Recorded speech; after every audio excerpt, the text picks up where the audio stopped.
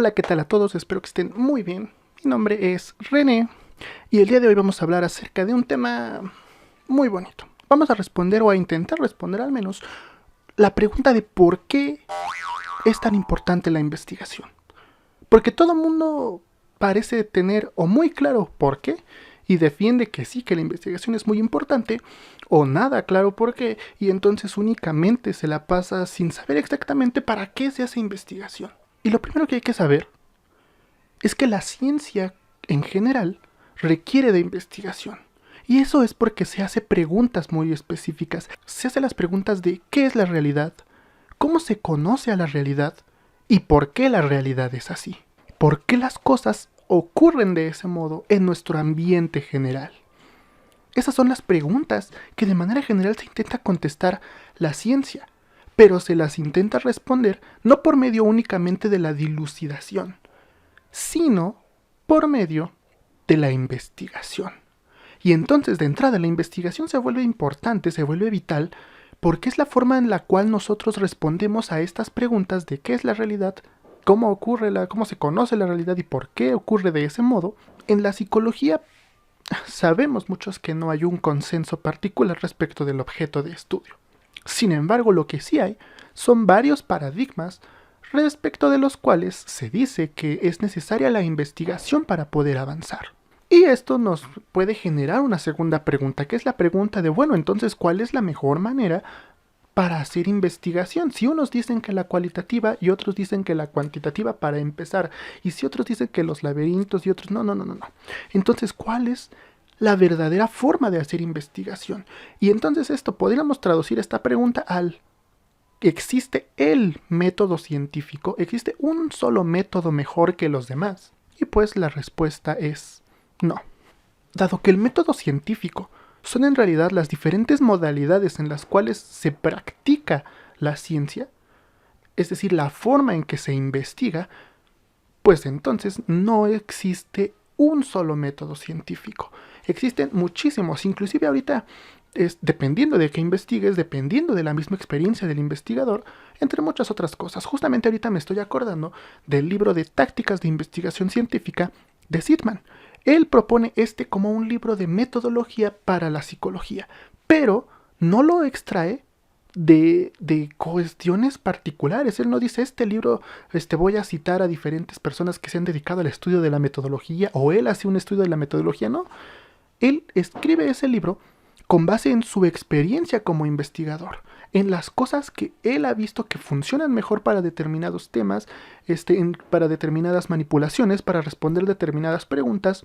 Entonces, ese libro que te da el método científico de Zitman, te explica por qué y justifica cada una de las razones por las cuales él cree que esa es la mejor manera de hacer las cosas. Pero como les digo, el método científico es la modalidad respecto de la cual un investigador practica la ciencia. Así que no existe un método científico, ni mucho menos un método, una forma de hacer ciencia en sí mismo mejor que otra, sino que depende, por supuesto, de los objetivos de la investigación y del marco teórico respecto del cual se hace la investigación. Porque si en física está un investigador queriendo conocer la masa particular de un evento en movimiento, quizá entonces la investigación puramente cualitativa, descriptiva de las cosas, pues no será la mejor, va a requerir de un tratamiento de datos cuantitativos. Entonces es importante, el método científico que vamos a emplear o la forma en que vamos a hacer la investigación va respecto de nuestros objetivos, de qué es lo que queremos investigar, qué es lo que esperamos encontrar y cuál es el marco teórico respecto del cual se hace la investigación científica. Entonces, en sí mismo, un psicólogo que hace ciencia, un psicólogo científico, ¿bajo qué opera? ¿Bajo qué factores opera? Rives dice que es bajo 3 factores. El de la metáfora raíz y modelo de representación del mundo, la teoría y el ejemplar, y los juegos de lenguaje que participan en la investigación científica del individuo. El primero, el de la metáfora raíz o el del modelo de representación del mundo, pues es el más general.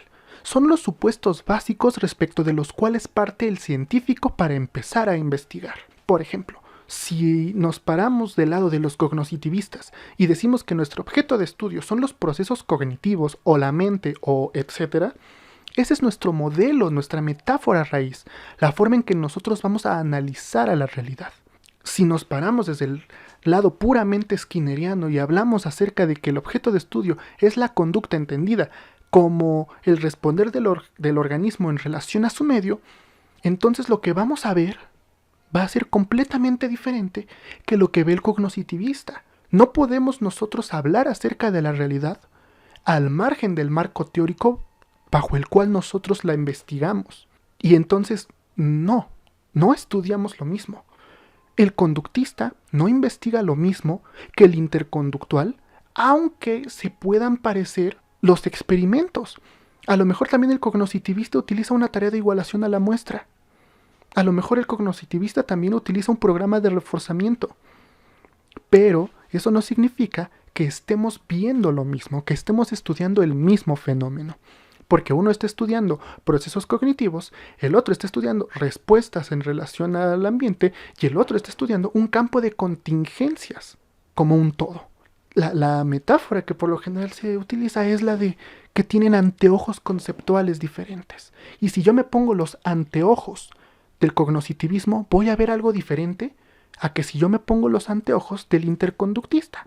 Entonces, de entrada, el primer factor bajo el cual se guía la investigación científica es la metáfora raíz, la forma en que nosotros representamos al mundo, al menos el mundo respecto de la dimensión particular que analizamos. Que justamente esta metáfora es la que sustenta o la que le da sentido a la teoría y el ejemplar, que es lo que vamos a ver a continuación, el segundo factor, según Rives, que involucra o que nos hace saber cómo investigar. Y entonces ya hablamos de la teoría y el ejemplar, de la teoría en particular, como el sistema categorial que nos sirve para seleccionar cuáles son los hechos que tengo que estudiar.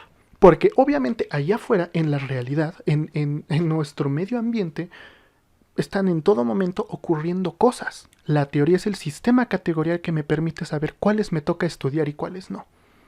A mí como psicólogo, ¿qué me toca estudiar y qué no? Y el ejemplar tiene que ver con ese conjunto de cosas que me permiten realizar las preguntas pertinentes. O se hace con la parte metodológica. Me permite hacer las preguntas, los planteamientos de problema pertinentes, así como los procedimientos pertinentes para yo estudiar eso.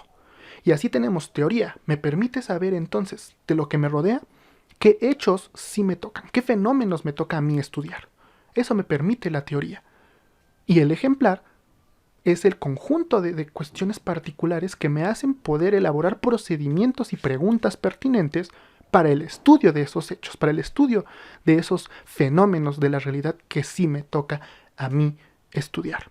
Y así tenemos otra vez más o menos, regresemos a los ejemplos. Si yo estoy bajo una cuestión de cognoscitivista, entonces a lo mejor pienso que un niño haciendo ecuaciones matemáticas me corresponde a mí estudiarlo desde esa perspectiva porque ahí hay un proceso de razonamiento abstracto que está aconteciendo. Eso lo miro con mis ojos de mi metáfora. Ahora, en mi teoría, entonces tengo que dejar perfectamente claro de todo lo que está ocurriendo, qué es lo que me toca estudiar. Bueno, pues entonces está ocurriendo algo, un proceso cognitivo en el cerebro. Entonces la forma en que la tengo que lo que me pregunto es, ¿cómo le hace para resolver las cuestiones matemáticas sin calculadora? Eso lo puedo responder yo respecto de mi teoría. Y desde el ejemplar, voy a elaborar entonces una condición bajo la cual resuelva diferentes ecuaciones bajo diferentes condiciones, ¿no? Ahí está. Ya delimitamos el hecho que le toca al cognoscitivista y un procedimiento particular para estudiarlo respecto de cómo él ve la realidad. Ve la realidad. Si nos ponemos desde el punto de vista interconductual, pues nosotros lo que vemos son relaciones de contingencias, relaciones, estructuras contingenciales de un organismo interactuando con su medio ambiente, físico, químico, bla, bla, bla, todo lo que ya sabemos y hemos dicho en diferentes ocasiones aquí. Ya vemos nosotros la realidad de manera diferente al cognoscitivista de entrada. Ahora, ¿cómo le hacemos nosotros para saber qué nos toca y qué no nos toca? Bueno, pues existe una taxonomía de la conducta y entonces con base en eso voy viendo qué hechos encajan o no con las características de esta taxonomía. Si alguna encaja, entonces es un hecho que yo puedo estudiar y tengo que elaborar un procedimiento que me permita estudiarlo. Ahí está de nuevo, teoría me permite seleccionar los hechos, ejemplar me permite elaborar procedimientos y planteamientos del problema adecuados para su estudio. Y finalmente, los juegos de lenguaje que participan en la investigación. Si hablamos de que la investigación tiene que ver con teorizar, o sea, tiene que ver con cómo veo el mundo, cómo lo interpreto y qué digo acerca del mundo, entonces la práctica de investigación, la práctica científica, es una práctica lingüística. Es una práctica en la cual aparecen diferentes juegos de lenguaje. Y entonces, con base en los planteamientos que enuncia Wittgenstein acerca de los juegos de lenguaje, podemos decir que es un juego de lenguaje distinto al del lenguaje ordinario. El lenguaje de la ciencia encierra en sí mismo sus propios juegos de lenguaje, sus propias reglas de uso. Y se dice que hay el juego de lenguaje de identificación de los hechos, el de las preguntas pertinentes a los problemas, el de la aparatología, el de la observación, el de la representación o evidencia y el de las inferencias y conclusiones.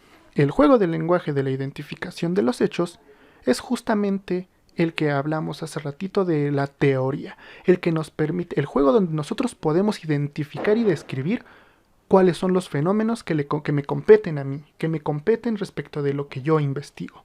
El de las preguntas pertinentes es lo que veíamos del ejemplar, ya es parte del ejemplar, nos permite saber, nos permite enunciar correctamente los problemas, cuáles son los planteamientos de los problemas que hay y que tengo yo que investigar. El de la aparatología es en el cual es el juego de lenguaje en el cual conozco las formas en las cuales se hace la investigación, los procedimientos, los aparatos, etc. El juego de lenguaje de la observación es ese en el cual soy capaz de identificar cuando un hecho particular es evidencia o no de algo. Porque obviamente está muy bonito que nosotros diseñemos nuestros experimentos, muy bonito que nosotros sepamos el marco teórico bajo el cual se enmarca y cómo y por qué es que ese hecho particular me toca a mí estudiarlo, que otra cosa muy diferente es saber identificar cuándo un dato, una gráfica, cuándo la respuesta que yo sé que estoy graficando, en verdad me dice que lo que dice mi teoría es válido o no es válido. Cuando lo que estoy observando en verdad se ajusta o no se ajusta a los supuestos de mi teoría. El juego del lenguaje de la representación o evidencias, ya que identifique que algo es evidencia, entonces ¿cómo es el juego en el cual yo relaciono estos hechos, esta evidencia, con la cuestión de la teoría relacionada con el problema? Es la habilidad de poder discutir mis datos a la luz de la teoría que yo manejo. Y finalmente el juego del lenguaje de las inferencias y conclusiones es ese juego del lenguaje en el cual soy capaz de saber cómo los datos, cómo la evidencia que ya generé, modifica los problemas, me genera nuevos planteamientos o no genera nuevos planteamientos, resuelve o no resuelve el problema. Además, podemos agregar a que la investigación se vuelve importante respecto de que es la forma en que nosotros representamos la realidad, explicamos la realidad y somos capaces de generar evidencia pertinente para responder preguntas específicas de qué es, cómo ocurre y cómo cambia nuestra realidad.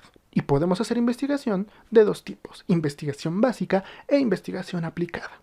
La investigación básica, pues es justamente responder las preguntas más básicas, las preguntas más generales que atañen a los problemas. No se habla de un problema específico, no se habla de intentar ver ya la realidad, sino que se aísla literalmente la dimensión particular que estamos analizando, que estamos investigando para su estudio sin la afección de otras variables externas. La investigación aplicada ya es en ámbitos de desempeño particular, en ámbitos sociales, y ya es donde evaluamos cuáles son las variables de la dimensión que nosotros estudiamos, pero en fenómenos particulares ya de la realidad, ya en ámbitos específicos, como la salud, la educación, la individualidad, etc. ¿Se imaginan que se logre aquello que se dice que es el objetivo principal de una ciencia de la conducta, que es el control, la predicción y la modificación conductual? ¿Se imaginan nosotros tener ya la suficiente investigación como para poder empezar a aplicar esto en ámbitos en los cuales actualmente no se aplica? Porque el siguiente paso de la ciencia, algo que se hace es la creación de tecnología. La ciencia nos sirve para saber, pero este conocimiento que generamos lo utiliza la tecnología para transformarlo y aplicarlo ahora sí en la resolución de problemas.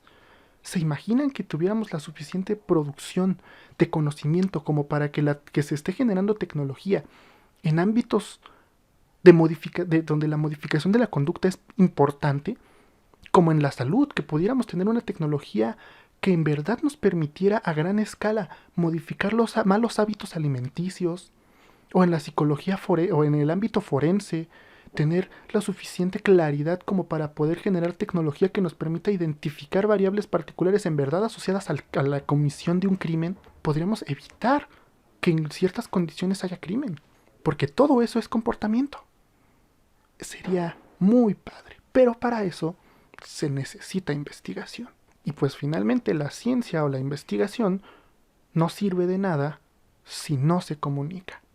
Entonces allí estaríamos hablando de otro factor muy importante, que es el de la divulgación de la ciencia. Mientras tanto, díganme qué les pareció el video. ¿Les gustó? ¿No les gustó? ¿Ustedes están de acuerdo? ¿Creen que no? ¿Que la psicología no es una ciencia y que entonces no se necesite de hacer investigación? No lo sé. Lo que sea que piensen, pónganmelo aquí en la caja de comentarios. No olviden darle like al video, compartirlo con sus amigos, suscribirse y nos vemos a la próxima.